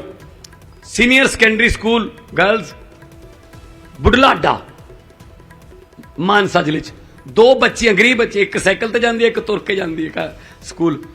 ਕਿੰਨੇ ਨੰਬਰ ਆਏ ਉਹਨਾਂ ਦੇ ਸਰਕਾਰੀ ਸਕੂਲ ਦੀਆਂ ਬੱਚੀਆਂ ਦੇ? 8ਵੀਂ 'ਚੋਂ 600 ਚੋਂ 600 ਦੋਨਾਂ ਦੇ। ਜਿਹੜੀ ਤੀਜੇ ਨੰਬਰ ਤੇ ਸਮਰਪ੍ਰੀਤ, ਉਹ ਲੁਧਿਆਣੇ 'ਚ ਬੱਸੀਆਂ ਰਾਏਕੋਟ ਕੋਲੇ, ਉਹਦੇ 598, 3 ਜਾਣਿਆਂ ਦੇ 597। ਐਡਾ ਟੈਲੈਂਟ ਪਿਆ ਸਾਡੇ ਕੋਲੇ, ਪੜ੍ਹਾਈ ਕਰਨ ਨੂੰ ਸਾਡੇ ਜਵਾਕ ਬਹੁਤ ਨੇ। ਆ ਜਿਹੜੀਆਂ ਸਰਕਾਰਾਂ ਕਹਿੰਦੀਆਂ ਨਾ ਤੁਹਾਨੂੰ ਕਿ ਤੁਹਾਡੀ ਗਰੀਬੀ ਚੱਕ ਦਿਆਂਗੇ, ਗਰੀਬੀ ਤੁਹਾਡੀ ਸਿਰਫ ਤੁਹਾਡੇ ਬੱਚੇ ਚੱਕਣਗੇ ਜੇ ਉਹਨਾਂ ਨੂੰ ਅਸੀਂ ਕੁਆਲਿਟੀ ਐਜੂਕੇਸ਼ਨ ਦੇ ਦਈਏ, ਉਹਨਾਂ ਨੂੰ ਪੜ੍ਹਾ ਕੇ ਦਿੱਲੀ ਵਾਂਗੂ ਉਹਨਾਂ ਨੂੰ ਜੱਜ ਲਵਾ ਦਈਏ, ਉਹ ਨੀਟ ਦੇ ਪੇਪਰ ਕਲੀਅਰ ਕਰਨ, ਉਹ JET ਕਰਨ, ਉਹ ਡਾਕਟਰ ਬਣਨ, ਤਾਂ ਗਰੀਬੀਆਂ ਚੱਕੀਆਂ ਜਾਣਗੀਆਂ। ਨਹੀਂ ਤਾਂ ਇਹਨਾਂ ਨੇ ਆਟਾ ਦਾਲ ਸਕੀਮ 'ਚ ਹੀ ਲਾ ਰੱਖੇ ਸੀ ਬਸ। ਕੋਈ ਨਵੀਂ ਗੱਲ ਕਰੀਏ ਅਸੀਂ ਤਾਂ ਸੋਚ ਕੇ ਕਰਦੇ ਹਾਂ। 7:30 ਵਜੇ ਤੋਂ ਲੈ ਕੇ 2 ਵਜੇ ਤੱਕ ਦਫ਼ਤਰਾਂ ਦਾ ਟਾਈਮ ਕਰਤਾ। ਨਾਲ ਤਾਂ ਲੋਕ ਖੁਸ਼ ਨੇ, ਠੰਡੇ ਕੰਮ ਹੋ ਜਾਂਦਾ ਉਹਨਾਂ ਦਾ। ਉਹ ਤੋਂ ਬਾਅਦ ਉਹ ਆਪਣੇ ਕੰਮ ਤੇ ਜਾ ਸਕਦੇ ਨੇ, ਰੈਗੂਲਰ ਕੰਮ ਤੇ ਨਾਲੇ ਮੁਲਾਜ਼ਮ 2 ਵਜੇ ਵਿਹਲੇ ਹੋ ਰਹੇ ਨੇ, ਤੇ ਨਾਲੇ 350 ਮੈਗਾਵਾਟ ਇੱਕ ਦਿਨ ਦੀ ਬਿਜਲੀ ਦੀ ਖਪਤ ਘਟ ਰਹੀ ਹੈ। ਜੇ ਇਹਨੂੰ ਕਰੰਸੀ 'ਚ ਪੈਸਿਆਂ 'ਚ ਬਦਲੀਏ, ਸਰਕਾਰੀ ਦਫ਼ਤਰਾਂ ਦਾ 1 ਮਹੀਨੇ ਦਾ ਬਿੱਲ 16 ਤੋਂ 17 ਕਰੋੜ ਰੁਪਇਆ ਘਟ ਜਾਊਗਾ ਜੀ। 3 ਮਹੀਨਿਆਂ ਵਾਸਤੇ 50 ਕਰੋੜ ਰੁਪਇਆ ਬਚ ਜਾਊਗਾ। 50 ਕਰੋੜ ਨਾਲ ਆਪਾਂ ਕਿੰਨਾ ਗਰੀਬਾਂ ਵਾਸਤੇ ਦਵਾਈ ਦੇ ਸਕਦੇ ਹਾਂ, ਕਿੰਨੀ ਆਪਾਂ ਸਕੂਲਾਂ ਦੇ ਵਿੱਚ ਪੜ੍ਹਾਈ ਦੇ ਸਕਦੇ ਹਾਂ। ਐਂ ਜੋੜਦੇ ਹਾਂ ਅਸੀਂ ਪੈਸੇ ਨਾਲ ਪੈਸਾ, ਤਾਂ ਅਸੀਂ ਕਹਿੰਦੇ ਹਾਂ ਕਿ ਸਾਡੇ ਕੋਲ ਕੋਈ ਖਜ਼ਾਨਾ ਖਾਲੀ ਨਹੀਂ ਹੈਗਾ। ਪਹਿਲਾਂ ਪੈਸੇ ਤਾਂ ਖਜ਼ਾਨੇ ਦਾ ਮੂੰਹ ਹੀ ਇਹਨਾਂ ਵੱਲ ਸੀਗਾ। ਸੋ ਆਹ ਜਿਹੜਾ CM ਸਾਹਿਬ ਇਹ ਕਹਿੰਦੇ ਸੀਗੇ, ਅਰਵਿੰਦ ਜੀ ਕਹਿੰਦੇ ਤੁਹਾਨੂੰ ਪੰਜਾਬ 'ਚ ਇਹ ਫਾਇਦਾ ਹੈ ਕਿ ਤੁਹਾਡੇ ਕੋਲ ਜਗ੍ਹਾ ਬਹੁਤ ਖੁੱਲੀ ਹੈ। ਇਹਨਾਂ ਨੂੰ ਦਿੱਲੀ ਦੇ ਵਿੱਚ ਮੁਹੱਲਾ ਕਲੀਨਿਕ ਬਣਾਉਣ ਵੇਲੇ ਬਹੁਤ ਦਿੱਕਤਾਂ ਆਈਆਂ। ਮੇਰੇ ਖਿਆਲ 'ਚ ਤੁਹਾਨੂੰ ਪਹਿਲੇ 500 ਬਣਾਉਣ 'ਚ 1 ਸਾਲ ਲੱਗ ਗਿਆ ਸੀ। 5 ਸਾਲ ਪਹਿਲੇ 500 ਬਣਾਉਣ 'ਚ, ਤੇ ਅਸੀਂ 15 ਅਗਸਤ ਨੂੰ 400 ਖੋਲ੍ਹਦੇ ਸੀ ਪਹਿਲੇ 1 ਸਾਲ ਦੇ ਵਿੱਚ ਹੀ। ਕਿਉਂਕਿ ਸਾਡੇ ਕੋਲੇ ਜਗ੍ਹਾ ਹੈਗੀ ਹੈ, ਸਾਡੇ ਕੋਲੇ ਜਿਹੜਾ ਬਜਟ ਹੈਗਾ, ਤਾਂ ਅਸੀਂ ਲਾਇਆ। ਹਾਂ, ਇੱਕ ਸਾਡੇ ਕੋਲ ਜਗ੍ਹਾ ਵੀ ਹੈ, ਸਾਡੇ ਕੋਲ ਪੈਸਾ ਵੀ ਹੈ, ਸਾਡੀ ਨੀਅਤ ਵੀ ਠੀਕ ਹੈ, ਨੀਅਤ ਵੀ ਹੈ। ਬਸ ਸ਼ੁਕਰ ਹੈ ਇਸ ਗੱਲ ਦਾ, ਸਾਡੇ ਕੋਲ LG ਨਹੀਂ ਹੈਗਾ ਵੀ ਕੋਈ ਰੋਕਦਾ ਨਹੀਂ ਸਾਡੀਆਂ ਫਾਈਲਾਂ। ਠੀਕ ਹੈ ਨਾ। ਸੋ ਮੈਂ ਤਾਂ ਇਹੀ ਕਹਿਣਾ ਚਾਹੂੰਗਾ। ਜਲੰਧਰ ਵੀ ਜਾਂਦੇ ਹਾਂ ਲੋਕ ਸਭਾ 'ਚ, ਮੈਂ ਅੱਜ ਵੀ ਉੱਥੋਂ ਹੀ ਆਇਆ, ਉੱਥੇ ਹੀ ਜਾਣਾ, ਤੇ ਉੱਥੇ ਵੀ ਜਾ ਕੇ ਇਹੀ ਕਿਹਾ ਕਿ ਅਸੀਂ ਕੋਈ ਬਹੁਤਾ ਤੁਹਾਡੇ ਤੋਂ ਕੋਈ ਵੱਡੇ ਰਾਜ ਭਾਗ ਨਹੀਂ ਮੰਨਦੇ। ਅਗਲੇ ਸਾਲ ਇਹੋ ਜਿਹੇ ਵੇਲੇ ਕੋਡ ਲੱਗਿਆ ਹੋਊਗਾ ਪ੍ਰਧਾਨ ਮੰਤਰੀ ਦੀਆਂ ਵੋਟਾਂ ਦਾ, ਅਪ੍ਰੈਲ 'ਚ ਲੱਗ ਜਾਊਗਾ, ਜਾਣੀ ਕਿ 11 ਮਹੀਨੇ ਵਾਸਤੇ ਐਮਪੀ ਬਣੂਗਾ ਜਲੰਧਰ ਤੋਂ। 60 ਸਾਲ ਦਿੱਤੇ ਕਾਂਗਰਸ ਨੂੰ, ਅਸੀਂ ਕਿਹਾ ਜੀ 11 ਮਹੀਨੇ ਸਾਨੂੰ ਦੇ ਕੇ ਦੇਖੋ, ਜੇ ਨਿਕੰਮੇ ਨਿਕਲੇ 11 ਮਹੀਨੇ ਬਾਅਦ ਮੱਖਣ ਚੋਂ ਬਾਲ ਵਾਂਗੂ ਕੱਢ ਕੇ ਮਾਰਿਓ। ਸਾਨੂੰ ਪਤਾ ਹੈ ਇਸ ਗੱਲ ਦਾ ਕਿ ਅਸੀਂ ਨਿਕੰਮੇ ਨਹੀਂ ਨਿਕਲਦੇ। ਅਰਵਿੰਦ ਕੇਜਰੀਵਾਲ ਇੱਕ ਵਾਹਿਦ ਇਕਲੌਤਾ ਨੇਤਾ ਹੈ। ਮੈਂ ਹੈਰਾਨ ਹੋ ਗਿਆ ਸੀ ਉਸ ਵੇਲੇ, ਮੈਂ ਵੀ ਦਿੱਲੀ ਦੇ ਵਿੱਚ ਪ੍ਰਚਾਰ ਕਰ ਰਿਹਾ ਸੀ। 1.5 ਮਹੀਨਾ ਪਹਿਲਾਂ ਦਿੱਲੀ ਦੀ ਇਲੈਕਸ਼ਨ ਤੋਂ ਇੱਕ ਦਿਨ ਅਚਾਨਕ ਟੀਵੀ ਤੇ ਆਏ ਅਰਵਿੰਦ ਕੇਜਰੀਵਾਲ ਜੀ, ਤੇ ਲੋਕਾਂ ਨੂੰ ਕਹਿੰਦੇ ਦਿੱਲੀ ਦਿਆਂ ਨੂੰ, ਅਗਰ ਮੇਰੇ पौने 5 साल के काम अच्छे लगे तो मुझे वोट दे देना, वरना मुझे वोट मत देना। ये कह सकता कोई? ये ਉਹੀ ਕਹਿ ਸਕਦਾ ਜਿਹਨੇ ਕੀਤਾ ਹੋਵੇ ਕੁਝ। ਇਹ ਗੱਲ ਕਹਿਣ ਵਾਸਤੇ ਜਿਗਰਾ ਚਾਹੀਦਾ ਜੀ, ਜਿਗਰਾ। ਇੱਥੇ ਆਪਣੇ ਵਾਲੇ ਹਟਦੇ ਹੀ ਨਹੀਂ ਸੀ। ਇੱਕ ਮੌਕਾ ਹੋਰ ਪਿਛਲੀ ਵਾਰ ਘਾਟ ਰਹਿ ਗਈ ਸੀ, ਬਸ ਘਾਟ ਹੀ ਰਹੀ ਗਈ ਇਹਨਾਂ ਦੀ। ਸੋ ਇਸ ਕਰਕੇ ਉੱਥੇ ਪਿਆਰ ਜੋ ਮਿਲ ਰਿਹਾ ਹੈ, ਫੁੱਲਾਂ ਨਾਲ ਗੱਡੀ ਭਰ ਜਾਂਦੀ ਹੈ। ਹਜੇ ਵੀ ਮੇਰੇ ਤਾਂ ਪੱਗ 'ਚ ਫੁੱਲ ਪਏ ਹੋਣਗੇ। ਹਰ ਰੋਜ਼ ਮਾਵਾਂ ਸਿਰ ਪਲੋਸਦੀਆਂ ਨੇ, ਭੈਣਾਂ ਦੁਆਵਾਂ ਦਿੰਦੀਆਂ ਨੇ, ਨੌਜਵਾਨ ਮੁੰਡੇ ਸੈਲਫੀਆਂ ਖਿਚਾਉਂਦੇ ਨੇ ਮੋਢੇ ਤੇ ਹੱਥ ਧਰ ਕੇ। ਇੱਕ ਪਾਸੇ ਤਾਂ ਆਹ ਪਿਆਰ ਹੈ, ਇੱਕ ਪਾਸੇ ਅਕਾਲੀ ਕਾਂਗਰਸੀ ਲੀਡਰ ਨੇ, ਭਾਜਪਾ ਵਾਲੇ ਨੇ, ਉਹਨਾਂ ਨਾਲ ਹੱਥ ਮਿਲਾ ਕੇ ਬਾਅਦ 'ਚ ਉਂਗਲੀਆਂ ਗਿਣਨੀਆਂ ਪੈਂਦੀਆਂ ਨੇ, ਪੂਰੀਆਂ ਨੇ ਜਾਂ ਲੈ ਗਏ ਇੱਕ ਅੱਧੀ। ਉਹਨਾਂ ਦਾ ਪਤਾ ਹੀ ਨਹੀਂ ਕੀ ਖਾ ਜਾਣ। किसी नदिया के घाट पर अगर ये नेता लोग बस जाते तो जनता के प्यासे होठ भी 2 बूंद पानी के लिए तरस जाते। गनीमत है, शुक्र है, मौसम पर हुकूमत चल नहीं सकती, वरना सारे के सारे बादल भी इनके खेतों में ही बरस जाते। सो वीरो, ਅਸੀਂ ਤਾਂ ਆਮ ਲੋਕਾਂ ਵਾਸਤੇ ਕੰਮ ਕਰਦੇ ਹਾਂ।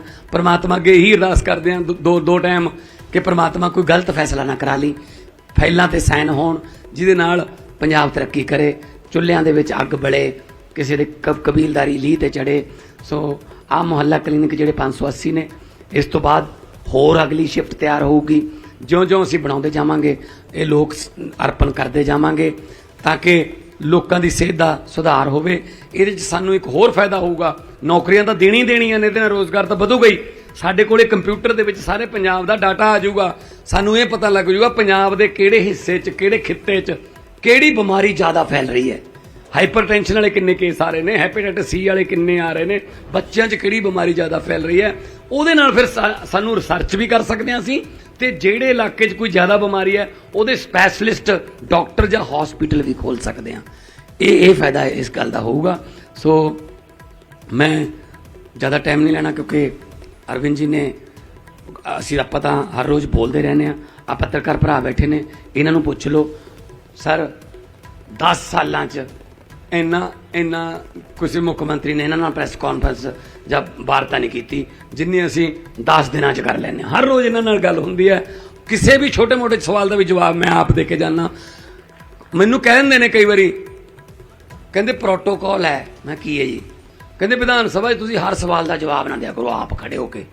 ਮੈਂ ਕਿਹਾ ਜੀ ਕਿਉਂ? ਕਹਿੰਦੇ ਪ੍ਰੋਟੋਕੋਲ ਹੁੰਦਾ ਹੈ। ਮੈਂ ਕੀ ਹੁੰਦਾ ਪ੍ਰੋਟੋਕੋਲ, ਕੀ ਹੁੰਦਾ? ਕਹਿੰਦੇ ਪਹਿਲਾਂ ਵਾਲੇ ਜਿਹੜੇ ਮੁੱਖ ਮੰਤਰੀ ਹੁੰਦੇ ਸੀ ਉਹ ਐਂ ਜਵਾਬ ਨਹੀਂ ਦਿੰਦੇ ਸੀ। ਮੈਂ ਕਿਹਾ ਫਿਰ ਤਾਈਓ ਤਾਂ ਪਹਿਲਾਂ ਵਾਲੇ ਨੇ, ਉਹ ਹੁਣ ਵਾਲੇ ਕਿਉਂ ਨਹੀਂ ਹੈਗੇ? ਉਹਨਾਂ ਕੋਲੇ ਜਵਾਬ ਹੈ ਨਹੀਂ ਸੀ, ਮੇਰੇ ਕੋਲੇ ਜਵਾਬ ਹੈ। ਮੈਂ ਕਿਸੇ ਗੱਲੋਂ ਕਾਣਾ? ਮੇਰੇ ਕੋਲ ਤਾਂ ਇੱਕ ਸਵਾਲ ਦੇ 3 ਜਵਾਬ ਹੈ। ਕਰੋ ਸਵਾਲ ਮੈਨੂੰ। ਮੈਂ ਤਾਂ ਜਿੰਨਾ ਚਿਰ ਪੱਤਰਕਾਰਾਂ ਦੇ ਸਵਾਲਾਂ ਦੇ ਜਵਾਬ ਨਹੀਂ ਮੁੱਕਦੇ ਉਹਨਾਂ ਚਿਰ ਹਿਲਦਾ ਨਹੀਂ ਮੈਂ।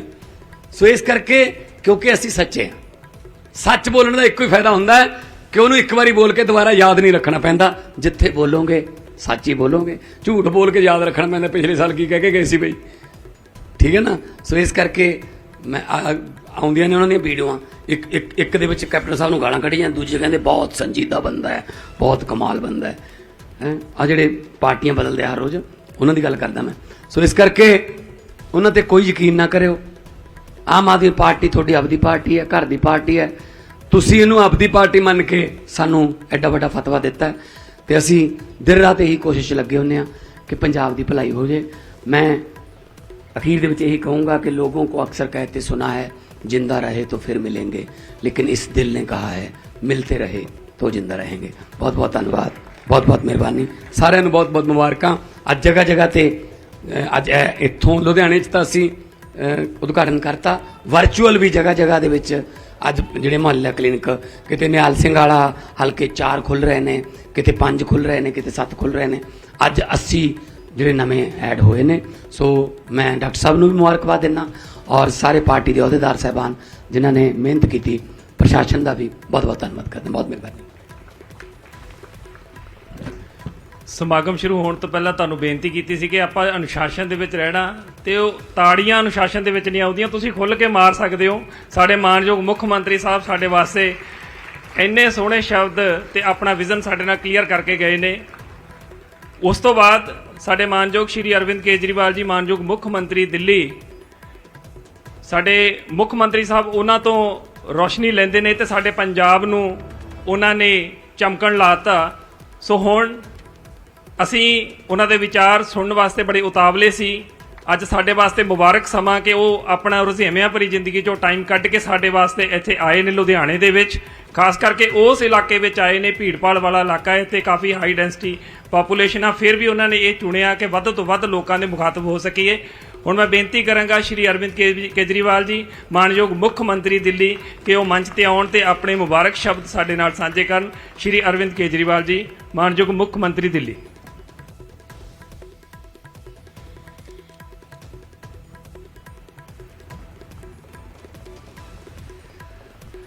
मंच पे मौजूद पंजाब के बेहद लोकप्रिय मुख्यमंत्री सरदार भगवंत मान साहब, पंजाब के health minister doctor Balbir Singh ji, Rajya Sabha सांसद राघव चड्ढा और संजीव अरोड़ा जी, पंजाब के चीफ सेक्रेटरी साहब, यहाँ पे मौजूद सभी अधिकारीगण, सभी पत्रकार बंधु, सभी भाइयों बहनों, माताओं, बुजुर्गों, बच्चों, आप सब लोगों को मेरा नमस्कार, सत श्री अकाल। आज यहाँ आके बेहद खुशी है कि आज पूरे पंजाब में 80 मोहल्ला क्लिनिक, नए मोहल्ला क्लिनिक और चालू होने जा रहे हैं। पंजाब में अभी तक 500 मोहल्ला क्लिनिक काम कर रहे थे और ये 500 मोहल्ला क्लिनिक में जिन लोगों ने इलाज कराया, जिन जिन इलाकों में ये काम कर रहे थे, वहाँ से लोगों से जब बात करने का मौका मिलता था तो बेहद लोकप्रिय हैं ये मोहल्ला क्लिनिक। लोगों को बहुत सहूलियत मिल रही है। इन मोहल्ला क्लिनिक में आप अपने घर से बाहर निकलो, थोड़ी दूर के बाद मोहल्ला क्लिनिक है, वहाँ जाके अपना डॉक्टर को इलाज कराओ। डॉक्टर मुफ्त है, इलाज मुफ्त है, दवाइयाँ मुफ्त है, टेस्ट मुफ्त है, सारा इलाज मुफ्त है। इस तरह का और एयर कंडीशनड मोहल्ला क्लिनिक के अंदर बिल्कुल साफ सफाई सुथरा, ऐसा दिखता नहीं कि कोई सरकारी महकमा है। इस तरह का इलाज कभी पंजाब की जनता ने देखा नहीं था। आज से 1.25 साल 1.5 साल पहले जब पंजाब के कोने कोने में मैं और सरदार भगवंत मान सिंह वोट मांगने जाते थे, हम ये सारे वादे किया करते थे। हम ये कहते थे कि हमारी सरकार बनेगी, आपका पूरा इलाज मुफ्त कर देंगे, हम आपकी शिक्षा अच्छी कर देंगे, स्कूल अच्छे बनाएंगे, ये करेंगे, बिजली मुफ्त करेंगे। लोगों ने सुना तो था कि दिल्ली में इन लोगों ने करा है। दिल्ली में और पंजाब में रिश्तेदारियां, दोस्तियां बहुत हैं। पंजाब के लोगों के रिश्तेदार उधर रहते हैं, दिल्ली के लोगों के रिश्तेदार इधर रहते हैं। आपस में सुना था लोगों ने कि दिल्ली में ये लोग करके आए हैं, लेकिन लोगों के मन में फिर भी होता था पता नहीं कर पाएंगे नहीं कर पाएंगे। पर लोगों ने सोचा एक मौका दे के देखते हैं इनको भी। जब दूसरी पार्टी वालों को इतने मौके दिए तो एक मौका इनको भी दे के देखते हैं। उस टाइम हम बार बार कहते थे कि हमारी पार्टी ईमानदार पार्टी है, हम ईमानदार सरकार बनाएंगे, एक एक वादा पूरा करेंगे। दोस्तों, मुझे भी यकीन नहीं था जब हमारी सरकार बनी 1 साल पहले, मुझे भी पूरा यकीन नहीं था कि इतनी तेजी के साथ काम होने लगेंगे। आज जिस तेजी के साथ पंजाब के अंदर काम हो रहा है, अभी 1 ही साल हुआ है। 1 साल कोई बहुत ज्यादा नहीं होता। इन लोगों ने 75 साल से इन सारी पार्टियों ने मिलकर पंजाब को लूटा था। जो ये एक उंगली लगाओ इसके नीचे 1000 घोटाले मिलेंगे आपको पंजाब के अंदर। इतने घोटाले कर रखे हैं, इतने माफिया, कोई सेक्टर उठा के देख लो, माफिया ही माफिया, माफिया ही माफिया। उस सारी चीजों को ठीक करने में टाइम तो लगता है। उसके बावजूद जैसा भी भगवंत मान साहब ने बताया, दिल्ली में हमें 500 मोहल्ला क्लिनिक बनाने में 5 साल लग गए। पंजाब में 580 मोहल्ला क्लिनिक 1 साल के अंदर बन गए। पिछले 3-4 महीने में मेरा कई बार आना जाना हुआ। मान साहब ने मुझे कई बार बुलाया और हर बार कोई नई चीज का उद्घाटन करने के लिए आता हूं मैं। कभी 400 मोहल्ला क्लिनिक का उद्घाटन करने के लिए बुलाया, एक बार 100 मोहल्ला क्लिनिक का उद्घाटन करने के लिए बुलाया, आज 80 मोहल्ला क्लिनिक, एक बार योगा क्लासेस का उद्घाटन करने के लिए बुलाया। मुझे बहुत अच्छा लग रहा है कि इतनी तेजी के साथ आज पंजाब की तरक्की हो रही है। 75 साल तक पंजाब के लोगों ने केवल लूट लूट लूट और लूट और चोरी और डकैती देखी थी। पहली बार आज पंजाब विकास की बुलंदियों को छू रहा है। और जब आप अच्छा काम करते हो तो उसकी खुशबू चारों तरफ फैलती है। दिल्ली में जब हमने अच्छा काम चालू किया करना तो उसकी खुशबू चारों तरफ फैलने लगी और उसकी खुशबू पंजाब तक पहुंची और पंजाब में दिल्ली के कामों की खुशबू फैल गई और पंजाब के लोगों ने हमारी सरकार बना दी। अब पंजाब के अंदर अच्छे काम होने लगे हैं और पंजाब के अच्छे कामों की खुशबू चारों तरफ फैल रही है। पहले हमने दिल्ली में बिजली मुफ्त की। लोग कहते दिल्ली में तो हो सकती है, पंजाब में नहीं हो सकती। अब पंजाब में भी कर दी। अब लोगों को लगता है हाँ यार हो तो सकती है, बिजली तो हर जगह मुफ्त हो सकती है। बिजली मुफ्त की हमने कहा था, वादा किया था, 1 साल के अंदर हमने बिजली मुफ्त कर दी। नौकरियां, अभी मान साहब ने आपको बताया 29,000 तो सरकारी नौकरी दे दी, पर ये तो केवल सरकारी नौकरी है। जैसे ये मोहल्ला क्लिनिक 580 बन गए, इनमें 580 डॉक्टर, उससे दुगने तुगने लगभग 1,500 पैरामेडिक्स और एक एक मोहल्ला क्लिनिक में लगभग 6-6, 7-7 लोगों को नौकरी मिलती है। तो आप सोच सकते हो कितने। एक चीज जो सबसे बड़ी, जो लोगों को पता नहीं कितनी पता है, पिछले 1 साल के अंदर आपके मुख्यमंत्री सरदार भगवंत मान ने पूरे देश में घूम घूम के 40,000 करोड़ रुपए की इन्वेस्टमेंट लेके आए हैं पिछले 1 साल के अंदर।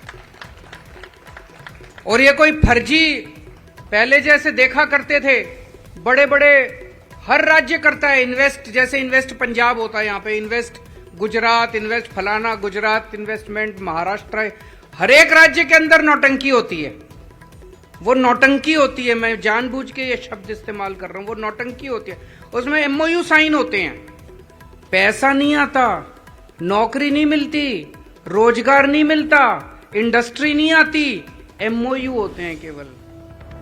पिछले 1 साल में भगवंत मान हैदराबाद गए, चेन्नई गए, बंबई गए, दिल्ली गए, पूना गए और एक एक इंडस्ट्री वाले के साथ कमरे में बैठ के बात की, नौटंकी नहीं की। आज 40,000 करोड़ रुपए के MOU नहीं है, फैक्ट्रियां बननी चालू हो गई हैं। टाटा स्टील का 2nd लार्जेस्ट प्लांट पूरे देश का, 2nd लार्जेस्ट प्लांट जमशेदपुर के बाद पंजाब के अंदर बनने जा रहा है। 40,000 करोड़ की इंडस्ट्री लगनी चालू हो गई है, जमीनें खरीदी जा चुकी हैं, नारियल फोड़े जा चुके हैं, फाउंडेशन बननी चालू हो गई है और ये इंडस्ट्रियां अगले कुछ महीने में, साल 1.5 साल में बन के चालू हो जाएगी। इन इंडस्ट्रीज के अंदर 2.5 लाख लोगों को रोजगार मिलने वाला है। 2.5 लाख, ये छोटी बात नहीं है, ये बहुत बड़ी बात है। और पूरे देश के लोग, पूरे देश की इंडस्ट्री आज पंजाब के अंदर अपना विश्वास जता रही है, ये बहुत बड़ी बात है। और एक और बड़ी बात है, जब भगवंत मान जाते थे, पूना जाते थे, हैदराबाद, मेरे से बातचीत होती रहती थी, मैं देखता था सोशल मीडिया पे। अक्सर मुख्यमंत्रियों की एक ईगो होती है, अहंकार होता है, मैं तो मुख्यमंत्री हूं, मैं तो CM हूं, पंजाब का CM हूं, मेरे से मिलने तो टाटा स्टील का चेयरमैन आना चाहिए। होता है कि नहीं होता है? वो अपने PA से पूछता है मुख्यमंत्री कौन मिलने आ रहा है, तो पीए वहां से करता है। यार चेयरमैन से कम तो क्या आना चाहिए हमारे मुख्य, ये सीईओ से मिल लेते हैं, ये मैनेजिंग डायरेक्टर से, किसी से मिल लेते हैं। कोई ऐसा शख्स आ जाए जो पंजाब में पैसा लगाने को तैयार हो, कोई ऐसा शख्स आ जाए जो पंजाब के बच्चों को नौकरी देने को तैयार हो। भगवंत मान का कोई अहंकार नहीं है, ये सबसे मिल लेते हैं। ये बड़ी बात है। एक साल के अंदर 40,000 करोड़ रुपए लाना कोई हंसी खेल नहीं है। 40,000 करोड़ रुपए के तो इनके पुराने मुख्यमंत्रियों के फर्जी एमओयू हुआ करते थे। ये आज इंडस्ट्री लगनी चालू हो गई, ये बहुत बड़ी। पहले हम देखते थे टंकी पे चढ़े रहते थे बच्चे, टीचर, कोई टीचर टंकी पे चढ़े हुए हैं, ये कच्चे कर्मचारी टंकी पे चढ़े हुए हैं, वो कच्चे ये सिलसिला बंद हो गया जब से आम आदमी पार्टी की सरकार बनी है। आज 27,000 से ज्यादा लोग बच्चे पक्के हो चुके हैं। और जैसा उन्होंने कहा, फर्जी पक्के नहीं कर रहे। अभी तक जितनी सरकारें आई, चुनाव के पहले 2 महीने बाद चुनाव है, 2 महीने पहले कैबिनेट में प्रस्ताव पारित करके कह देंगे सारे पक्के हो गए। ऐसे पक्के नहीं होते। फिर कोई कोर्ट में चला जाता है और कोर्ट में केस पे केस चलते रहते हैं। उनकी नीयत खराब थी, उन्होंने पक्के करने नहीं थे। हमने सरकार बनते ही पक्के करने चालू कर दिए। एजी को बिठा के, वकीलों को बिठा के, अफसरों को बिठा के, सबको बिठा के पूछा भाई कैसे पक्के करें ताकि कोर्ट में केस नहीं होना चाहिए, पक्का काम होना चाहिए, हमारे बच्चे कोर्ट के चक्कर नहीं काटने चाहिए। 27,000 लोग ऑलरेडी पक्के हो गए, जितने बच्चे वो भी सारे पक्के हो जाएंगे। कोई कोर्ट में केस नहीं गया, सारे बच्चे पक्के हो गए। कोई अभी तक किसी को चैलेंज नहीं किया गया। नीयत साफ है हमारी। हमने 5 साल का इंतजार नहीं करा, हमने ये नहीं देखा कि 5 साल बाद चुनाव आएंगे तब करेंगे। अभी से काम शुरू करना चालू कर दिया हम लोगों ने। अब स्कूल बनने, आज मैंने देखा हमारे शिक्षा मंत्री डॉक्टर हरजोत बैंस, उन्होंने आज एक ट्वीट किया हुआ था, जो पहला सरकारी स्कूल ऑफ एमिनेंस बनने जा रहा है। क्या शानदार बिल्डिंग उसकी दिखाई थी उन्होंने। अभी बन रहा है, बनेगा, बन के देखना। मुझे लगता है पंजाब के लोगों के लिए टूरिस्ट प्लेस होगी वो सरकारी स्कूल। और थोड़े दिनों के बाद, थोड़े सालों के बाद देखना, पंजाब का हर सरकारी स्कूल आपके शान की बात होगी, पंजाब के लोगों की शान की बात होगी। सरकारी स्कूल में पढ़ाना पंजाब के लोगों की शान होगी। जैसे दिल्ली के अंदर लोग अपने बच्चों को प्राइवेट स्कूल से निकाल के अब सरकारी स्कूलों में भर्ती करा रहे हैं, ऐसे ही पंजाब के अंदर सिलसिला होगा। अभी मैं बैठा था, डॉक्टर बलबीर मेरे को बता रहे थे कि सर हमने मोहल्ला क्लिनिक बनाने तो शुरू कर दिए, अब सारे सरकारी अस्पताल जितने हैं, सिविल हॉस्पिटल जितने हैं, डिस्ट्रिक्ट के अंदर जितने, उनको अब ठीक करने का काम शुरू हो रहा है। सारे सिविल हॉस्पिटल ठीक करेंगे। 1-2 साल लगेंगे, 2-3 साल लगेंगे, टाइम लगेगा, टाइम देना थोड़ा सा। लेकिन ऐसा माहौल बना देंगे कि पंजाब में चाहे अमीर हो, चाहे गरीब हो, चाहे किसी जात का हो, किसी धर्म का हो, छोटा हो, बड़ा हो, आदमी हो, औरत हो, हरेक का इलाज, पूरा इलाज मुफ्त होगा आपका। एक डिस्प्रिन से लेके और चाहे 20 लाख 30 लाख रुपए तक का भी आपका ऑपरेशन होगा, वो मुफ्त होगा। उसके ऊपर सरकार पूरा काम कर रही है, मान साहब की सरकार। किसानों को मुआवजा दिया 15,000 रुपए प्रति एकड़। एक तो इतना मुआवजा आज तक कभी मिला नहीं था, और दूसरा, फसल आज बर्बाद होती थी, मुआवजे का ऐलान हो जाता था, 2-2 3-3 साल तक लोग चक्कर काटते रहते थे। इस बार 10 दिन के अंदर, 20 दिन के अंदर अकाउंट के अंदर पैसा पहुंच गया। ये कोई छोटी बात नहीं है, बहुत नीयत दिखाता है कि नीयत है हम लोगों की। पहले किसान मंडी में फसल बेच के आता था, उसको कई दिनों तक पेमेंट नहीं मिलती थी। अब ऐसा पूरा सिस्टम बना दिया कि किसान मंडी में फसल बेच के आता है, शाम तक उसके अकाउंट के अंदर पैसे, 24 घंटे के अंदर उसके अकाउंट के अंदर पैसे जमा हो जाते हैं। शहीदों को 1-1 करोड़ रुपए का, अभी जम्मू कश्मीर में बॉर्डर पे कुछ पंजाब के रहने वाले सैनिक शहीद हुए। एक घर जाके भगवंत मान साहब 1-1 करोड़ रुपए की शहीद राशि दे के आए, सम्मान राशि दे के आए। कभी होता था? कितनी बार पंजाब जो है वो वीरों की धरती है। पंजाब ने, हमारे देश की उसमें सिख रेजिमेंट है। कितने ऐसे सैनिक हैं जिन्होंने देश की रक्षा के लिए अपनी शहादत दी है, लेकिन आज तक कभी नहीं हुआ कि शहीदों को, पंजाब के रहने वाले शहीदों को इतना सम्मान मिला हो। 1 करोड़ रुपए की शहीद सम्मान राशि पहली बार पंजाब के अंदर मिलने लगी है। और जितने किस्म के माफिया थे, बस माफिया, रेता माफिया, एक एक करके सारे माफिया खत्म होते जा रहे हैं। भ्रष्टाचार का सफाया होता जा रहा है। ये जो दूसरी पार्टी वाले कहते थे पैसा कहां से आएगा, अरे पैसा तो बहुत था, ईमानदारी की कमी थी, नीयत की कमी थी। अच्छी नीयत की सरकार आ गई, अच्छी ईमानदारी की सरकार आ गई, पैसा ही पैसा आ गया। ये सारे काम हो रहे हैं और उसके बावजूद सरकार का खजाना भरता जा रहा है और खजाना आ रहा है और खजाना भी। कल मैंने आपके वित्त मंत्री का स्टेटमेंट पढ़ा था कि अप्रैल के महीने में 25% बढ़ोतरी हो गई है रेवेन्यू की। कैसे हो गई है? चोरी बंद हो गई है, बस और क्या, चोरी बंद हो गई है। 25% रेवेन्यू बढ़ गया, कर्जा कम होने लग गया पंजाब का, केवल और केवल इसलिए क्योंकि अब पंजाब के अंदर ईमानदार सरकार है। इसी वजह से हमारे सारे विरोधी घबरा रहे हैं। जब से हमारी पंजाब में सरकार बनी है, दिल्ली के बाद पंजाब में सरकार बनी है, जितने हमारे विरोधी हैं उन सबको लग रहा है यार इनको कंट्रोल करो, इनका काम रोको, किसी भी तरह से इनका काम रोको। अगर इनका काम फैल गया चारों तरफ, पहले दिल्ली का काम फैला, फिर पंजाब का काम फैल रहा है, अगर इनका काम चारों तरफ फैल गया तो फिर तो एक के बाद एक राज्य में। अब गुजरात के नतीजे आए, गुजरात के कुछ महीनों के अंदर गुजरात में 14% वोट शेयर आम आदमी पार्टी का आ गया। 14% वोट शेयर। ये सारे एक छोटी सी पार्टी 10 साल के अंदर देश की राष्ट्रीय पार्टी बन गई। तीसरे नंबर की पार्टी, पहले नंबर की बीजेपी, दूसरी कांग्रेस, तीसरी आम आदमी पार्टी। तीसरी आम आदमी पार्टी है जिसकी 2 राज्यों में सरकार है और किसी की पार्टी, फर्स्ट नंबर पे बीजेपी, सेकंड नंबर पे कांग्रेस, तीसरे नंबर पे आम आदमी।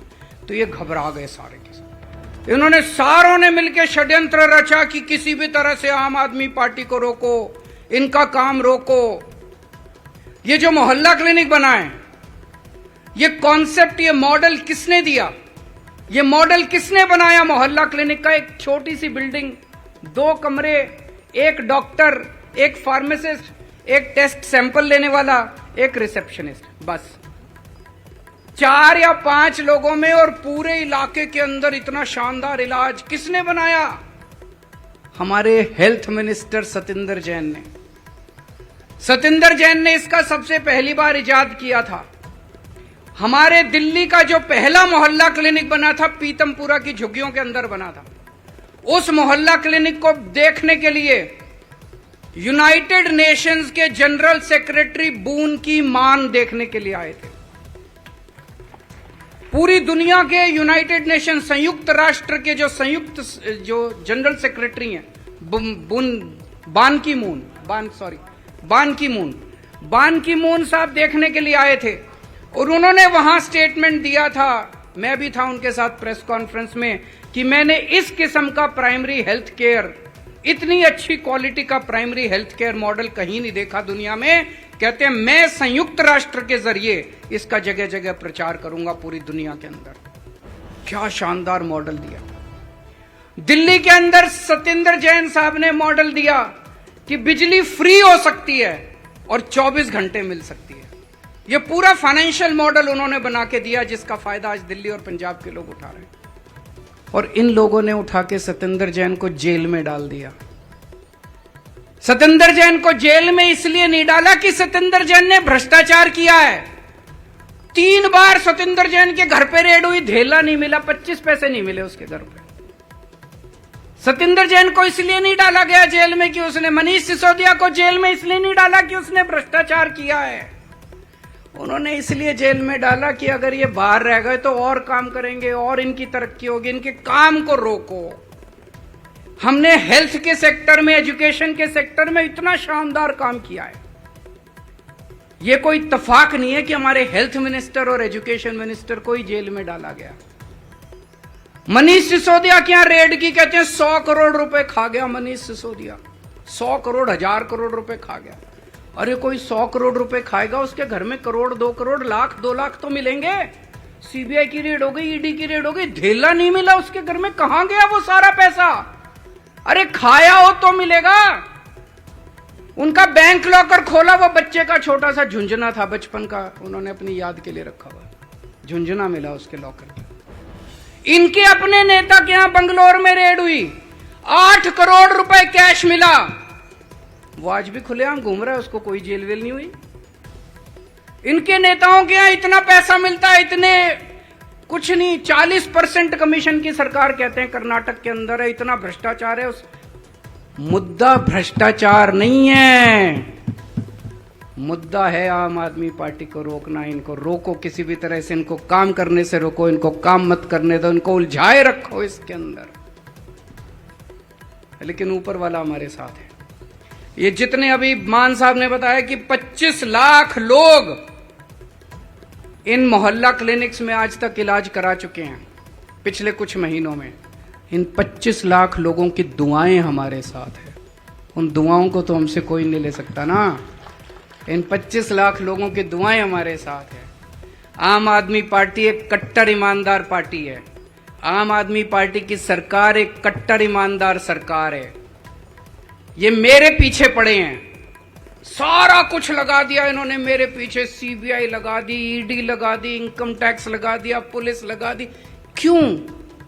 एक ही मकसद है, किसी तरह से ये साबित करो कि केजरीवाल चोर है, किसी तरह से साबित करो केजरीवाल ने भ्रष्टाचार कर दिया। सीबीआई ने बुलाया मेरे को, 9.5 घंटे तक पूछताछ करी, कुछ था ही नहीं पूछने को। मैं बाहर निकला, मीडिया वालों ने पूछा जी क्या पूछा, कुछ पूछने को ही नहीं था। अरे गहरे नत्थू गहरे 9.5 घंटे बिताने थे बाहर, मीडिया को कहना था 9.5 घंटे की पूछताछ, कुछ नहीं मिला। मैं मोदी जी को कहना चाहता हूं, प्रधानमंत्री जी, अगर केजरीवाल भ्रष्ट है तो इस दुनिया में कोई ईमानदार नहीं है। मैं उनको कहना चाहता हूं, जिस दिन आपको केजरीवाल के खिलाफ एक नए पैसे का भ्रष्टाचार मिल जाए, चौराहे के ऊपर खड़े होकर फांसी दे देना। लेकिन ये रोज रोज के नौटंकी करना बंद करो, रोज रोज के तमाशे करना बंद करो। ये देश को शोभा नहीं देते। इन लोगों को भ्रष्टाचार से कोई लेना देना नहीं है। लोग इतना अच्छा काम कर रही है आम आदमी पार्टी दिल्ली में, पंजाब में। अगर कोई देशभक्त सरकार होती केंद्र के अंदर, आज वो बुला के कहते हैं मोहल्ला क्लिनिक पूरे देश में बनाते हैं, ऐसे स्कूल पूरे देश में बनाते हैं, बिजली ऐसे पूरे देश के अंदर बनाते हैं। इनको देश से कोई लेना देना नहीं है, केवल और केवल सत्ता से लेना देना है। जो अच्छा काम करे उसे खत्म कर दो, जो अच्छा काम करे।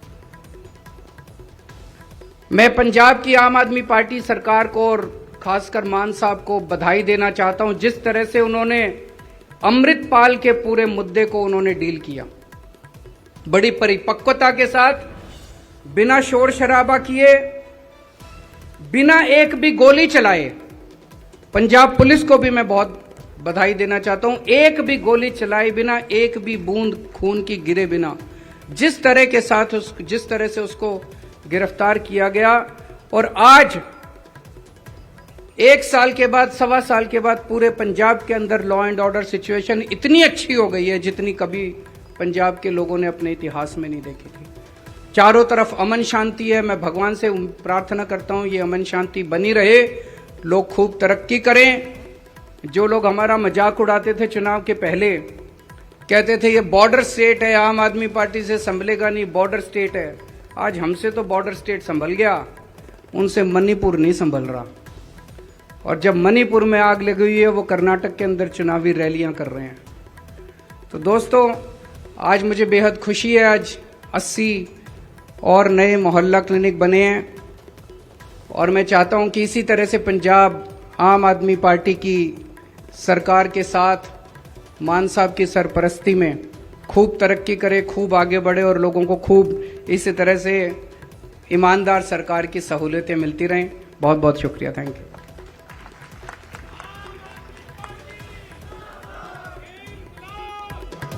बहुत बहुत धन्यवाद जी, बहुत बहुत धन्यवाद श्री अरविंद केजरीवाल जी का, मानयोग मुख्य मंत्री दिल्ली दे दा, जिन्हों ने अपना विजन जो उन्होंने देश वास्ते अपने मन दे विच सजोया होया है।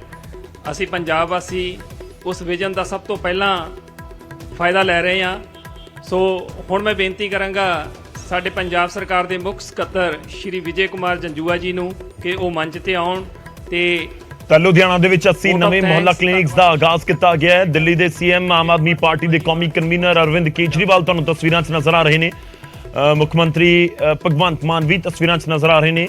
ਰਾਘਵ ਚੱਡਾ ਨਜ਼ਰ ਆ ਰਹੇ ਨੇ ਤੇ ਸੂਬੇ ਦੇ ਸਿਹਤ ਮੰਤਰੀ ਬਲਬੀਰ ਸਿੰਘ ਵੀ ਤੁਹਾਨੂੰ ਨਜ਼ਰ ਆ ਰਹੇ ਨੇ।